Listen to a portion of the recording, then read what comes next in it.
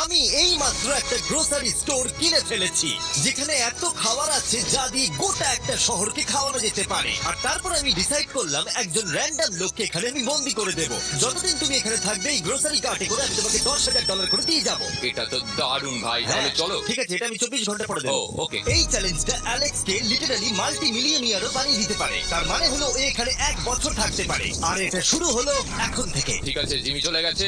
আমার তো এখান থেকে যেতেই ইচ্ছা করছে না। আমি গোটা বছর কাটিয়ে দিতে পারি এখানে। চলো কিছু শপিং করা যাক। আর যদি অ্যালেক্স রেড লাইনটাকে ক্রস করে, যেটা আমরা গ্রোসারি স্টোরের চারপাশে লাগিয়ে দিয়েছি, তাহলে চ্যালেঞ্জটা শেষ হয়ে যাবে আর ও যেটা টাকা নিয়ে বাড়ি চলে যেতে পারবে। আর এটা জানার জন্য যে ও ভিতরে কি করছে, আমরা গ্রোসারি স্টোরের প্রতিটা কোণে কোণে একটা করে ক্যামেরা লাগিয়ে দিয়েছি। প্রথম রাতে আমি ভাবছি এই স্টেকটা খেয়ে নেবো। আমার মনে হয় এখানটা বেশ বাড়ি বাড়ি মনে হচ্ছে।